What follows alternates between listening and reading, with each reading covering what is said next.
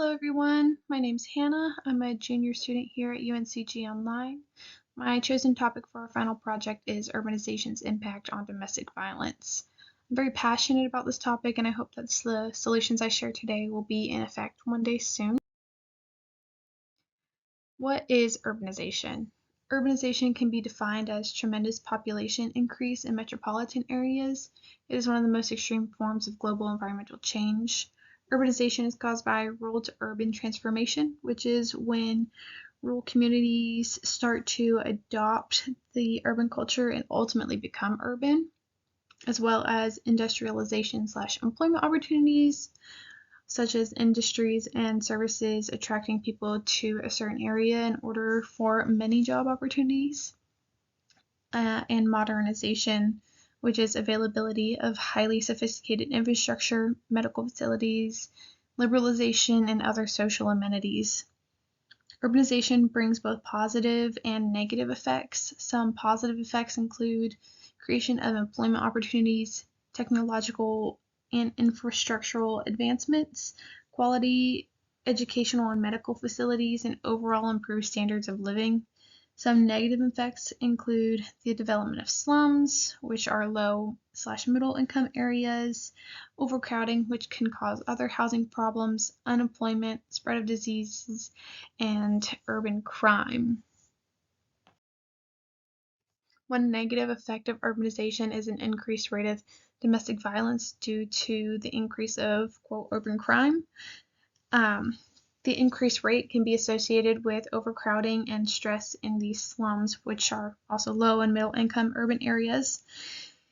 This abuse is typically physical and mental abuse and male violence against women due to male partners often being upset by their inability to find work and thus indulge in heavy drinking, which leads to beating or verbally abusing the women in their lives.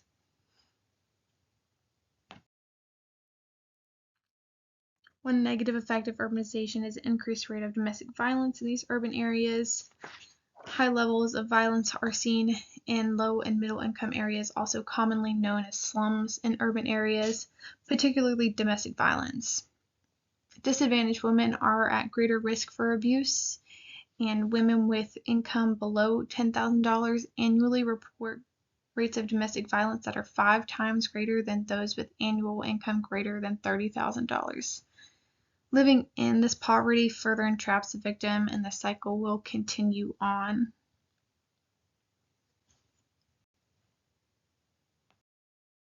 Some negative impacts of domestic violence are 54% of the women in a current abusive relationship experience severe depression. Abused women also report drug and alcohol problems.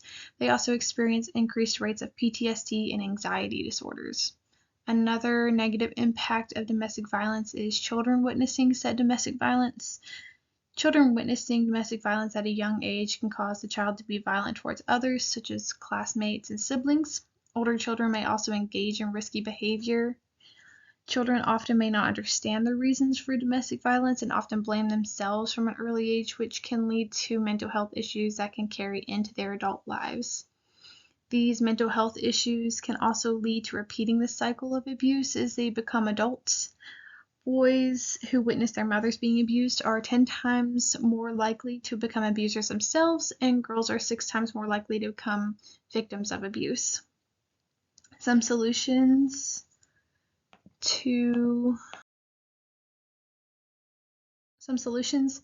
to relieving domestic violence in urban areas may include expanding access to help and services in areas where it is meaningful. Through community-based organizations, there is a better understanding of the needs of the community within it. Many low-income communities have little help and/or services to support women leaving their abusers. Because victims of abuse in low-income communities struggle greatly with actually being able to leave their abusers, their communities often could offer assistance through housing, childcare, and job opportunities. And because the spectrum of domestic violence is so broad, meaning not all women experience lethal physical abuse, that is the common assumption, that should not be the standard for these women to receive this assistance. Another solution could be prevention and early intervention services for boys and men.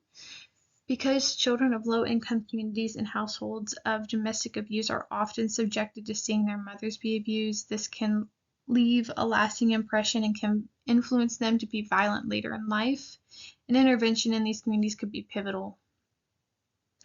This can be done through offering mentors in violence prevention to boys whose mothers are victims of abuse. These mentors can include local athletes, first responders, etc. As for perpetrators, a voluntary intervention could be offered. Often, intervention for these men is mandatory after their arrest. This intervention is often too late of victims of abuse. A voluntary treatment similar to a voluntary rehab being available to violent men may be an intervention early enough to save lives and or can prevent abuse altogether. Here are my references. I hope that you all have enjoyed this presentation. Thank you.